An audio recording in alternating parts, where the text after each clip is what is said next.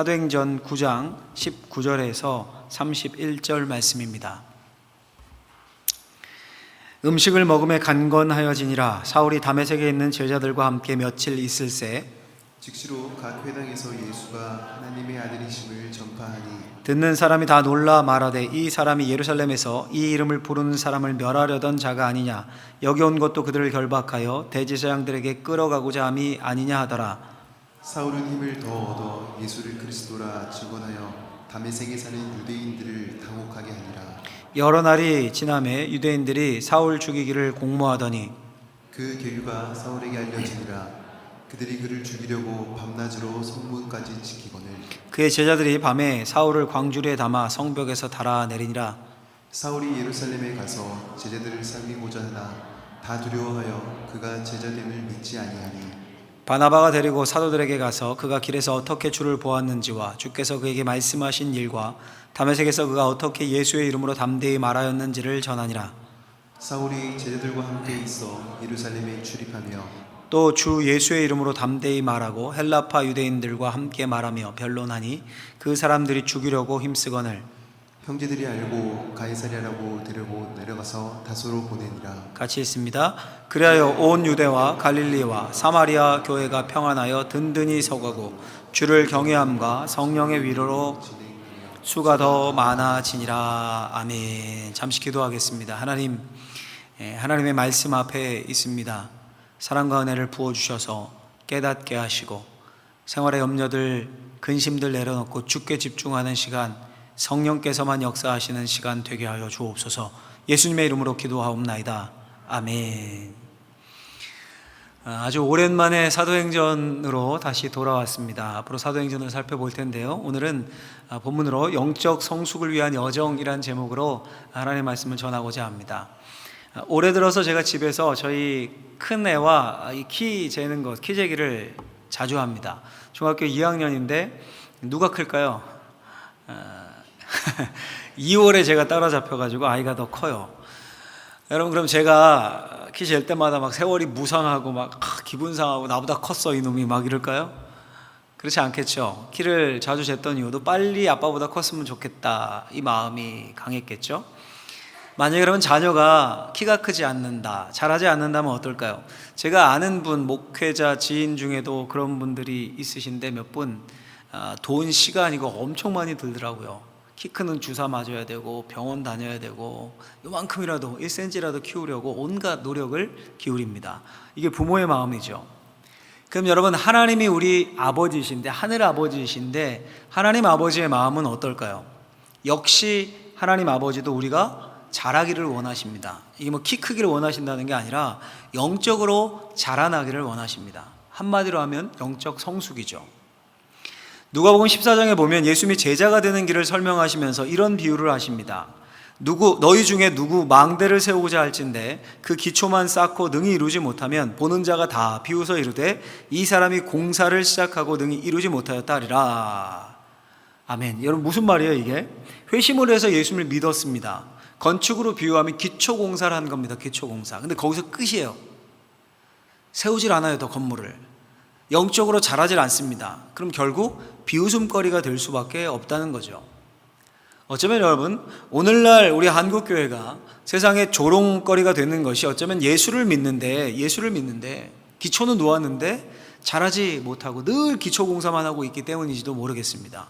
회심은 강조하고 교회 오는 것은 강조하고 예수 믿는 걸 강조하지만 그 이후의 삶, 영적인 성숙에 대해서 관심이 없고 영적 성숙의 여정에 대해서 강조하지 않기에 그럴지도 모르겠습니다. 자, 여러분, 그러면 영적 성숙을 위해서 뭐가 필요할까요? 잘하려면 영적으로. 우리 자녀들 자랄 때 한번 생각해 보십시오. 키울 때 분명히 단계가 있죠. 일단 육체적으로 자랍니다. 많이 먹죠. 엄청 먹죠. 키 클 때 보면 콩나물 자라듯이 쑥쑥쑥 키가 자랍니다. 그리고 이제 2차 성징이 오죠. 번성기가 오고 신체적인 변화가 생기고 또 정신적으로도 큰 격변을 겪죠. 사춘기라고 하죠. 또 질풍노도의 시기라고도 하는데 그걸 겪으면서 성장을 합니다. 이런 단계를 거치면서 성숙해가고 어른이 되는 겁니다. 영적인 성숙도 마찬가지입니다. 예수를 믿고 기초공사를 하고 바로 건물이 세워지는 게 아닙니다. 예수 믿고 바로 거룩해지는 게 아닙니다. 반드시 거쳐야 할 단계들, 과정들이 있습니다. 이 과정을 안다면 신앙생활이라는 게 이런 거구나, 이게 이해가 되고, 예수를 믿는데 저 사람은 왜 저럴까, 이것도 이해가 되고 우리에게 아주 큰 유익이 됩니다. 크게 오늘은 세 단어만 설교에서 집중해서 들으시고 기억하시면 될 듯해요. 제가 단어로 한번 정리해 봤습니다. 첫 번째는 뭐냐 하면, 첫 번째는 고난이라는 단어예요. 고난. 영적 성숙을 위해 하나님은 때로 고난과 실패를 허락하십니다. 한번 따라해 볼까요? 고난. 예, 잊지 마십시오, 이 단어를. 우리가 읽은 사도행전 9장의 핵심은 사울의 회심입니다. 사울, 우리가 아는 바울이죠. 사울의 회심. 다메섹으로 가는 길 위에서 부활하신 예수님을 만납니다. 하늘로부터 빛이 사울에게 집중적으로 비치고 부활하신 주님의 음성을 듣습니다. 초자연적인 경험을 한 거죠. 그리고 그 빛에 시력을 잃어요. 앞이 보이지 않습니다, 며칠 동안. 근데 아나니아라는 주님의 제자가 와서 안수하자 그 즉시 보게 됩니다. 놀라운 기적을 체험한 거죠. 그 자체도 갑자기 안 보이고 큰 빛이, 그리고 하늘에서 막 음성이 들리고 자기에게만, 그리고 또 누군가 와서 안수하니 보이고, 큰 기적을 체험한 거죠. 즉시 세례를 받고 예수의 사람이 됩니다. 사울이 다시 태어난 거죠. 그리고는 어떻게 합니까? 20절 상반절 보면 이렇게 되어 있어요. 같이 한번 읽어보겠습니다. 20절 상반절이 있습니다. 즉시로 각 회당에서 예수가 하나님의 아들이심을 전파하니. 아멘. 사울이 얼마나 뜨거웠던지, 다메섹에 간 거잖아요. 지금 잡아 죽이려고 예수 믿는 사람들, 거기에 머물면서 즉시로 회당에 가서 자신이 만난 예수님이 하나님의 아들이심을 전합니다. 소위 요즘식으로 하면 불 떨어진 거예요. 불 떨어졌으니까 견디지 못하고 가서 즉시 선포하고 전한 겁니다. 28절 29절도 한번 읽어볼까요? 같이 한번 읽어보겠습니다. 사울이 제자들과 함께 있어 예루살렘에 출입하며 또 주 예수의 이름으로 담대히 말하고. 아멘. 이번 무대는 어디입니까? 예루살렘이에요. 아까는 다메섹이고, 예루살렘으로 내려와서 이번에 뭘 해요? 또 주 예수의 이름으로 담대히 말하고, 또 예수를 전합니다. 또라는 글자 제가 강조해놨죠. 또 전해요. 그러니 가는 곳마다 예수를 전한 겁니다. 여러분 한번 생각해 보십시오. 이 사울을 누가 택하셨습니까? 예수님이 택하셨습니다. 이 사람은 내 이름을 이방 임금들과 이스라엘 자손들에게 전하기 위하여 택한 나의 그릇이다. 사울이 주님이 택한 그릇이었습니다. 주님이 택하셨습니다. 왜 택하셨어요? 내 이름, 즉 예수님을 전하기 위해서 택하셨습니다. 근데 지금 사울의 모습이 어떻습니까? 우리가 확인해 보니까 정확하게 이 부르신 이유에 합당하게 행동하죠. 즉시로 다메섹 회당에 가서 예수가 하나님의 아들이십니다 전파합니다. 또 예루살렘에 가서 주 예수의 이름을 담대히 말합니다. 예수님이 택한 그릇, 삼으신 그 뜻에 정확하게 부합하게 행동을 합니다. 그런데 무슨 일이 일어납니까? 무슨 일이? 22절 말씀 같이 한번 읽겠습니다. 22절 말씀이 있습니다. 사울은 힘을 더 얻어 예수를 그리스도라 증언하여 다메섹에 사는 유대인들을 당혹하게 하니라. 여러 날이 지나매 유대인들이 사울 죽이기를 공모하더니. 아멘. 다메섹에서 그 사울을 보고 사울이 전한 예수의 이름을 듣는 유대인들이 당황합니다. 그도 그럴 게 다메섹에 지금 예수 믿는 사람 잡아 죽이겠다고 공식적인 문서까지 받아가지고 허락 얻고 온 사울 아닙니까? 살기 등등해서 찾아왔습니다. 근데 갑자기 자신이 핍박하는 예수가 하나님의 아들이다라고 전하니까 이 얼마나 당황스럽겠습니까? 근데 중요한 사실은 그들이 놀라는데 그치지 않았다는 겁니다. 여러 날 지켜보다가 이 사울을 죽이려는 음모를 꾸밉니다. 그냥 단순히 그러니까 저거 왜 저래, 저거 왜 이렇게 변했어, 저거 갑자기, 이게 말만 하는 게 아닙니다. 말만 한 게. 24절 25절 오늘 본문에 보면 이렇게 되어 있어요. 같이 한번 읽겠습니다. 그 계교가 사울에게 알려지니라. 그들이 그를 죽이려고 밤낮으로 성문까지 지키거늘. 그의 제자들이 밤에 사울을 광주리에 담아 성벽에서 달아 내리니라. 아멘. 그들이 그를, 사울을 죽이려고 밤낮으로 성문까지 지키거늘. 무슨 말입니까? 저거 왜 저래, 저거 왜 이렇게 변했어? 이렇게 말로만 한 게 아니라 실행에 옮긴 겁니다. 눈에 띄면 죽이겠다고 오죽하면 제자들이 사울을 한밤중에 광주리에 담아서 성벽으로 해서 성문 밖으로 달아내립니다. 성문을 지키고 있으니까, 문을 통과해서 가다가 죽게 생겼으니까요. 그리고는 예루살렘에 간 겁니다. 역시 또 예수의 이름을 증거하죠. 그 결과는 어땠을까요? 거기선 받아들여졌을까요? 다메섹과 달리. 29절 말씀 읽어보겠습니다. 29절이 있습니다. 또 주 예수의 이름으로 담대히 말하고 헬라파 유대인들과 함께 말하며 변론하니 그 사람들이 죽으려고 힘쓰거늘. 또 복음을 들은 사람들이 예루살렘에서도 바울을 죽이려고 합니다. 그래서 다소라는 곳으로 피신을 해요. 여러분, 이런 일련의 사건들이 우리 신앙적으로 볼 때 잘 이해가 되십니까? 예수님이 사울을 택한 그릇 삼으셨습니다. 친히 빛 가운데 찾아가셔서 만나주셨습니다. 이유는 분명하죠. 예수님의 이름을 전하게 하기 위해서입니다. 그래서 그 사울이 그 뜻에 부합하게 합당하게 즉시로 예수의 이름을 전했습니다. 또 예수의 이름을 전했습니다. 가는 곳마다. 그럼 주님이 지켜주셔야 되잖아요. 그렇죠? 그럼 주님이 능력을 나타내 보여주셔야 할 것 아닙니까? 사울이 복음을 전하기만 하면 그 대상이 유대교인이든 누구든 간에 그들 마음에 성령께서 강하게 감동 주셔서 회개의 역사를 가져와야 되는 거 아닙니까? 그 완강하던 사울도 주님이 직접 만나셔서 꺾어 놓으셨는데, 그렇죠? 지금 사울 자체가 편지고 사울 자체가 전도지인데 그 사울 보고 크게 깨닫고 주님께로 돌아오게 하셔야 되는 거 아닙니까? 그 일을 위해 택하셨다고 했는데, 근데 나타난 현상은 어떻습니까? 정반대의 현상이 나타났습니다. 복음 전도를 받은 유대인들이 도리어 마음이 완악해졌습니다. 아니, 완악함을 넘어서 사울을 죽이려고 합니다. 직접 실행에 옮깁니다. 제가 언젠가 그 청년들과 함께 강원도 인제로 수련회를 떠난 적이 있습니다. 이 팀을 나눠서 그 시골 마을에 이렇게 도배도 해드리고 또 시골 교회 단벽에 벽화도 그려드리고 여러 일들도 하고, 밤에는 이제 다 팀들이 모여가지고 예배당에서 집회하고 예배 드리고. 근데 그 팀 중에 전도팀이 있었습니다. 전도팀이. 그 전도팀에 예수를 믿은 지 얼마 안 되는 여자 청년을, 대학생 청년을 넣었습니다. 교회에서 굉장히 열심이었거든요. 회심하자마자 그 정도 열심이면 초신자지만 그 전도팀 괜찮겠다 생각해서 제가 리더들과 임원들과 의논하니까 좋다고 해서 넣었어요. 근데 전도 나갔다가 문전박대를 당한 겁니다. 문전박대를 당하고, 할아버지인지 할머니한테 문전박대 당하고 욕을 얻어먹고, 욕을 한 사발 얻어먹고, 그냥 큰 시험이 들었어요. 큰 시험이. 이 생각이 확 사로잡힌 거예요. 내가 뭘 잘못했는데 도대체, 내가 뭘 잘못했는데 왜 나한테 욕하고 문전박대를 하나. 이 생각에 사로잡혀서 아무것도 못하고, 제가 그 친구 상담하고 수련회 기간 동안 기도하고 꽤 애를 먹었던 적이 있습니다. 여러분, 그냥 문전박대를 당해도 이런데요, 사울 보세요. 복음 전하다가 자신을 죽이겠다는 사람들이 도처에서 나타나는 겁니다. 지금까지는 자기가 죽이는 쪽이었는데 이번엔 거꾸로 됐습니다. 야반도주했죠. 그것도 성벽에서 광주리에 달려가지고 몰래 도망 나왔습니다. 끈에 묶여서 줄로 광주리에 달아서. 얼마나 수치스러운 일입니까, 여러분. 문이 있는데 도망 나가듯이 피해서 밧줄에 의지해서 광주리 타고 도망간다고 해보세요, 여러분. 그것도 최고의 엘리트 코스를 밟은 전도 유망한 사람이었는데 도대체 왜 이런 고난과 수모를 당해야 합니까? 이런 생각 안 들겠습니까? 근데 여러분, 한번 생각해 보세요. 왜 주님이 이렇게 하셨을까요? 만약에 즉시 사울이 복음을 전했을 때, 또 복음을 전했을 때, 예수의 이름을 전했을 때 그들이 다 회심했다. 예루살렘에서도 회심하고 다메섹에서도 회심하고 꼬꾸러져 막 회개한다. 그랬다면 좋을 것 같죠, 우리 생각에는.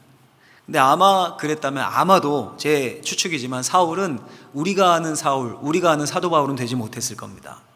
처음에 그 영적 성공에 고취되어서 스스로가 예수님의 자리에 올라가려 했을지도 모릅니다.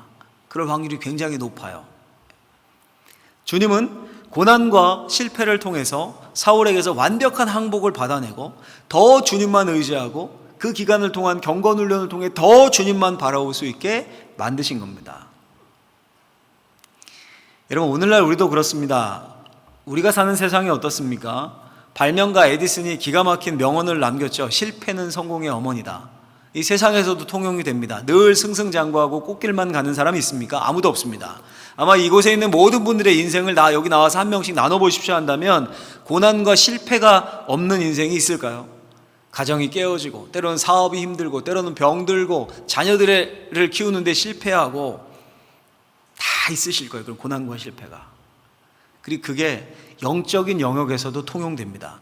예수를 믿고 늘 모든 일이 잘 되고, 늘 푸른 초장, 늘 쉴만한 물가고, 내 삶에서 늘 기적이 일어나고, 내 기도하면 무조건 다 응답되고, 우리 영적인 여정이 그렇습니까? 절대 그렇지 않습니다. 때로는 사망의 음침한 골짜기를 지납니다. 때로는 물 가운데, 때로는 불 가운데 지납니다. 고난이 있고 실패가 있습니다. 하나님이 지키시지 않고 도와주시지 않는 것 같은 경험을 할 때도 있습니다. 기도하는데 허공을 치는 것 같을 때도 있습니다. 오히려 예수를 믿었기 때문에 받지 않아야 할 고난을 받기도 합니다. 욕을 먹기도 합니다. 요즘 직장에서 예수 믿는다고 눈치 주는 세상 아닙니까? 심지어 가족들도 예전에는 자기들은 안 믿어도 내 신앙 뭐라고 하지 않았는데 요즘은 교회 다니지 말라고 압박하는 상황 아닙니까? 예수 안 믿으면 신앙 포기하면 그런 눈초리 받을 필요 없죠. 근데 여러분, 그런 고난과 어려움들이 우리를 더욱더 기도의 자리로 이끌고 우리를 더욱더 주님께로 가까이 가는 자리로 이끄는 겁니다. 우리 자신을 겸손하게 하고 자신을 성찰하게 하고 심지어 교회와 한국교회를 돌아보게 하고 더 하나님을 바라보고 의지하게 하는 겁니다. 그래서 여러분, 이 시대의 선지자라고 불리는 A.W. 토저 목사님이란 분이 이런 말을 했습니다. 잘 한번 마음에 새기셨으면 좋겠어요. 하나님이 사람에게 깊은 아픔을 먼저 주시지 않고 큰 복을 주실 수 있을지 의문이다. 또 토저 다음에 뛰어난 목회자였던 앨런 레스페들 목사님이라는 분은 이런 말을 했습니다. 하나님은 불가능한 일을 하시려면 불가능한 사람을 취하여 깨뜨리신다. 깨뜨리신다. 이건 100% 맞는 말입니다. 이거. 우리의 여정에는, 신앙의 여정, 영적 여정에는 반드시 고난과 실패를 통한 아픔이 있습니다. 그걸 통해서 하나님은 사울과 같이 불가능해 보이는 사람을 깨뜨리셨습니다. 깨뜨리셨어요. 우리도 마찬가지입니다. 혹시 고난이 있고 실패를 경험하셨습니까? 너무 아프시고 지금 혹시 그런 상황 가운데 있으십니까? 나를 깨트리시는 과정이다라고 생각하시면 좋겠어요. 빚으시는 과정이다라고 생각하시기를 바랍니다. 그 과정이 없으면 성숙을 향해 하나님이 원하시는 분량대로 자라나는 게 어렵습니다. 그 고난 끝에 복이 있고 실패를 경험하지 않은 사람, 고난을 당하지 않은 사람에게 복을 주실 수 있을지 의문이다. 토저 목사님 말처럼 그 끝에 복이 있고 그 끝에, 그 실패 끝에 불가능한 일을 우리 주님이 이루실 것입니다. 그 믿음으로 주님을 가까이 하고 주님을 의지하는 저와 사랑하는 성도님들 되시길 예수님의 이름으로 축원합니다. 축원합니다. 두 번째는요, 영적 성숙의 여정에 있어서 두 번째, 시간이 필요해요. 시간. 영적 성숙에는 반드시 시간이 필요합니다. 반드시 시간이 필요해요. 한번 따라해 볼까요? 시간. 네, 시간. 첫 번째 뭐라고 했습니까? 고난. 두 번째, 시간. 네. 오늘 여러분 우리가 택해서 읽은 본문을 구절수로 하면 세어보면 12구절입니다. 12구절.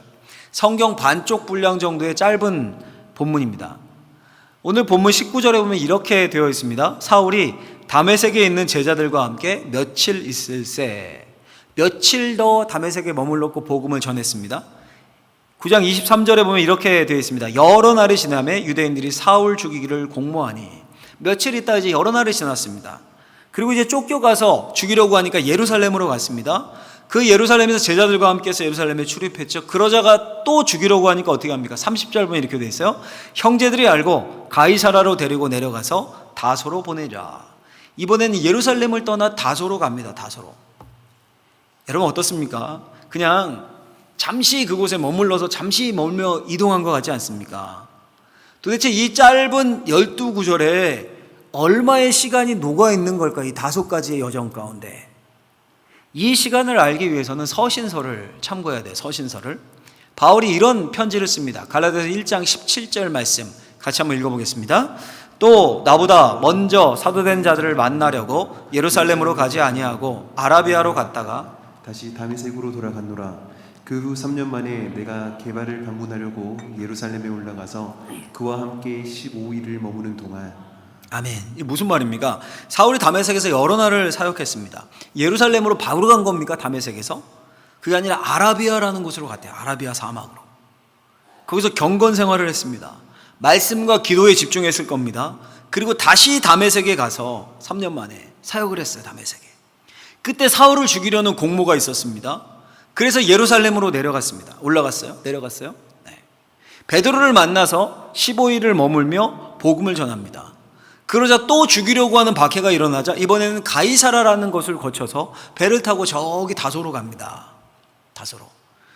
좀 이제 지명이 우리가 모르니까 감이 좀 안 오시죠? 지도를 보시면 좀 이해가 빠를 듯한데 지도를 좀 보여주시겠습니까?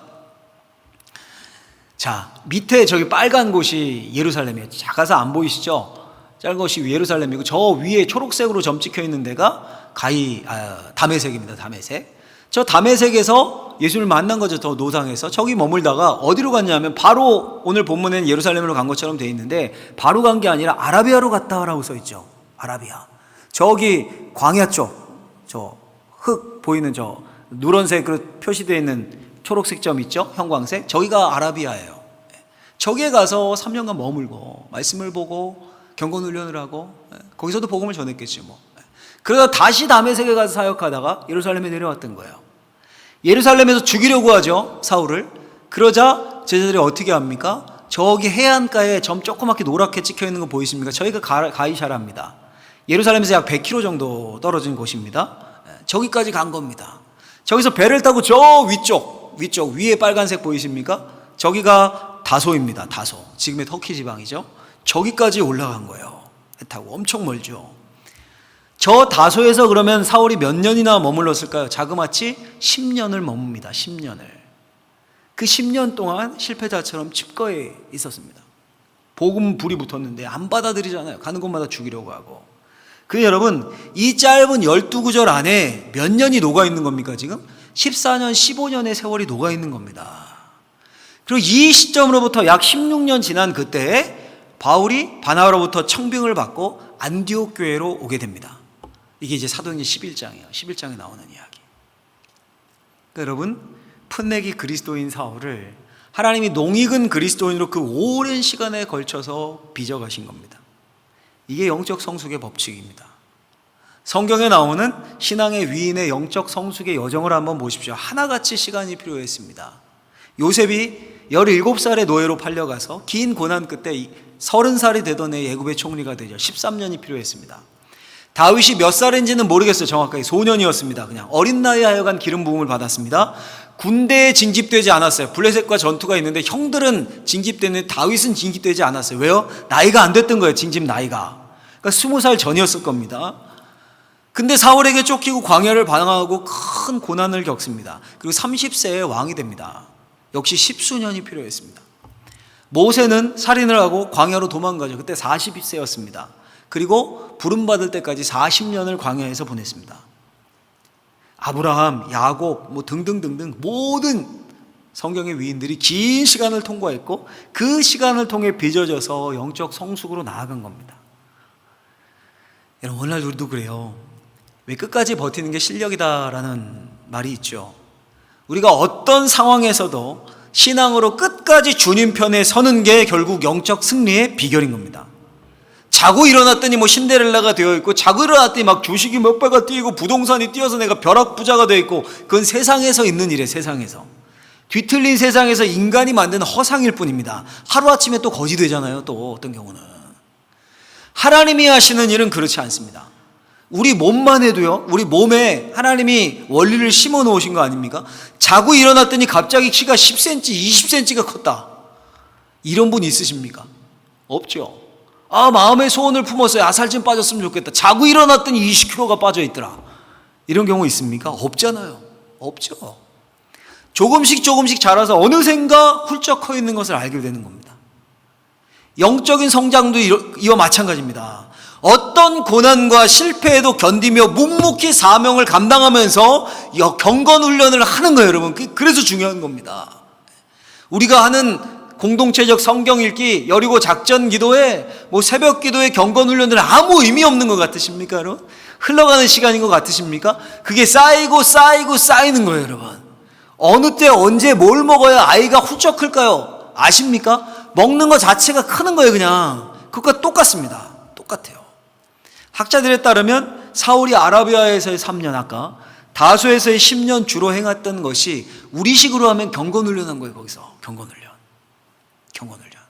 예수를 알아가는 훈련, 예수를 경험하는 훈련, 말씀을 연구하고 정말 우리도 꾸준히 해야 합니다.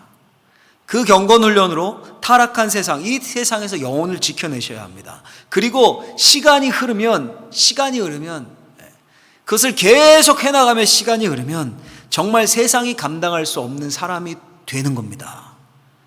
연세가 많이 드시면 몸은 쇠약해져요. 바울이 얘기하잖아요. 나의 몸은 낡아지나 내 속사람은 날로 새로워지도다, 이런 말이에요. 80이 되고 90이 돼서 몸이 말을 안 들어요. 근데 속사람이 날로 경건훈련으로 새로워졌어요. 한 발은 천국을 딛고 사는 것 같은 그런 분이 있어요, 여러분. 분명히 있습니다. 이게 영적 성숙이에요. 영적인 성숙.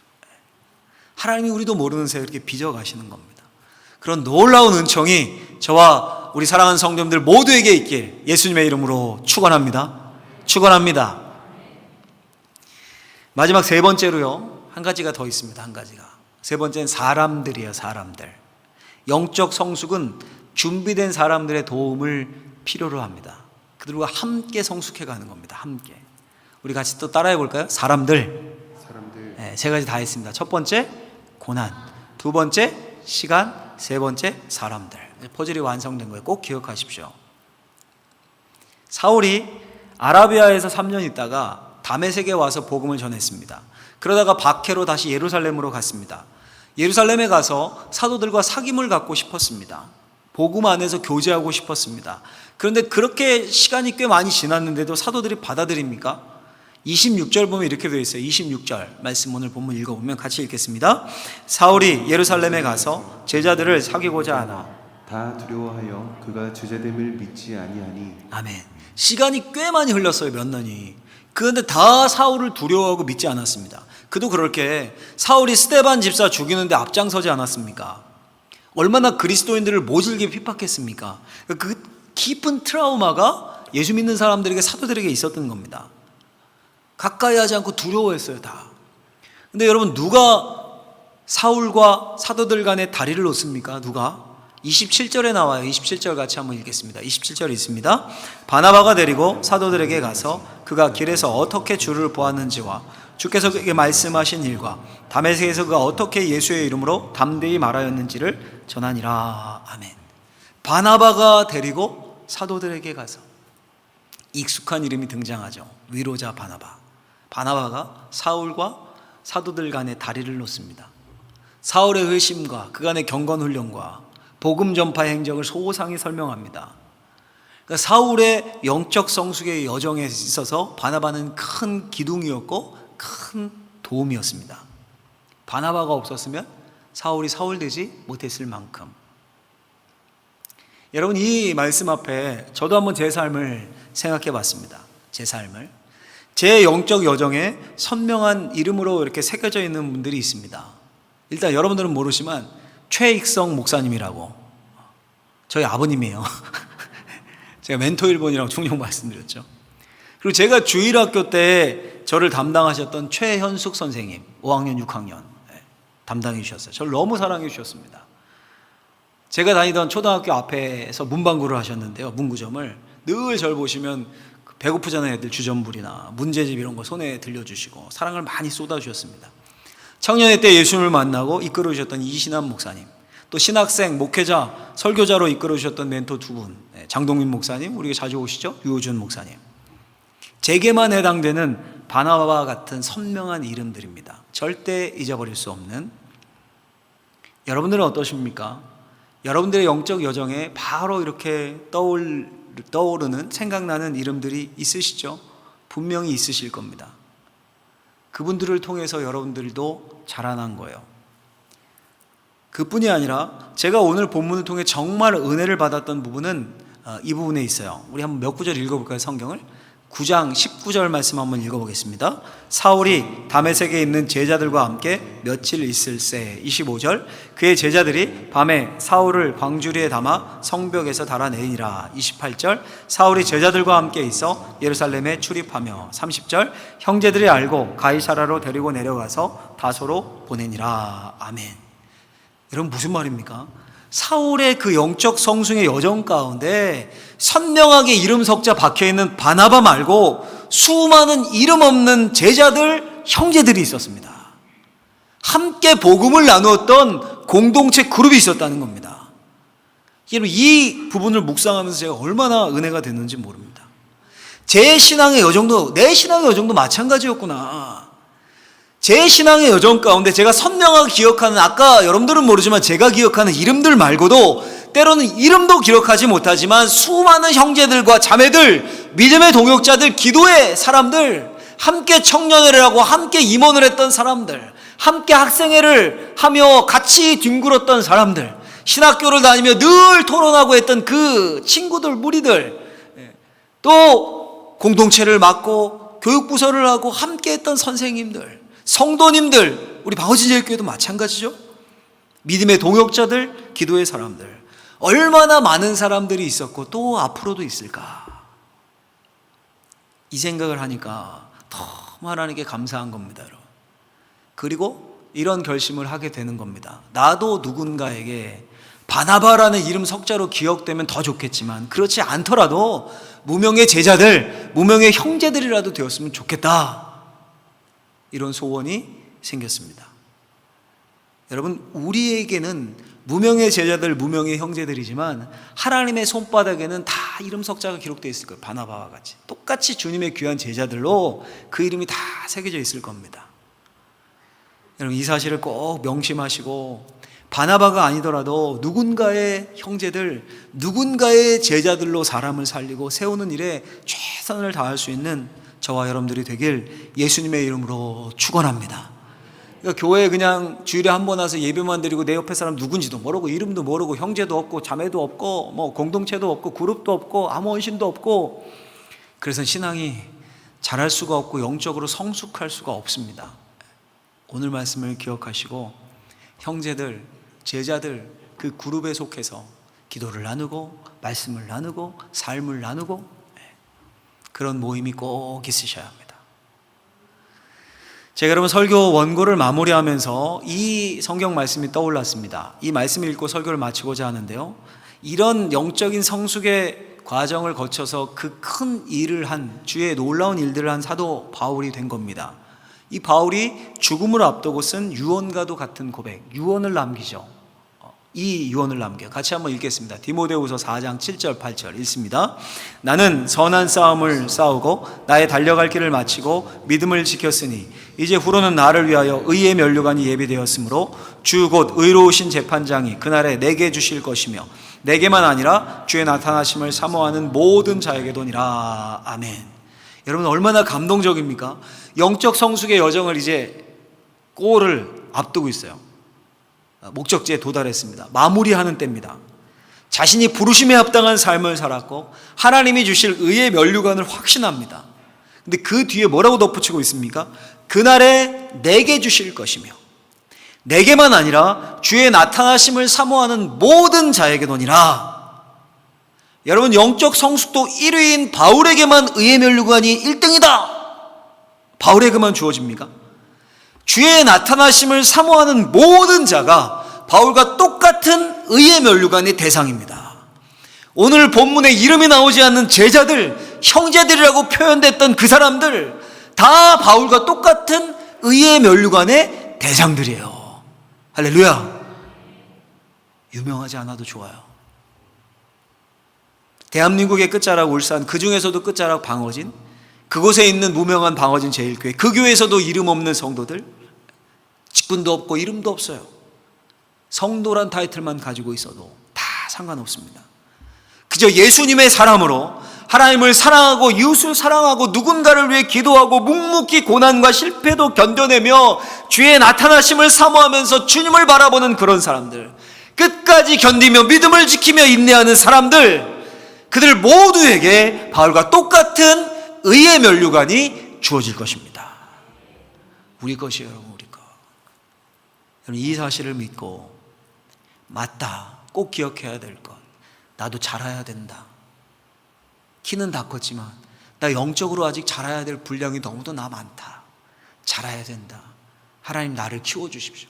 나를 자라게 해주십시오. 하나님이 은혜의 물을 주시고 기도의 눈물을 주시고 말씀의 양식을 주셔서 믿음의 식구들 주셨으니 그 안에서 자라게 해주십시오. 간절한 소망을 가지고 경건 연습을 게을리하지 않고 주님이 주신 목표 마지막 저 천국 거기에 이르기까지 주님이 원하시는 분량으로 예수님을 점점 더 닮아가는 그런 저와 우리 사랑하는 모든 성도님들이 되시기를 예수님의 이름으로 축원합니다.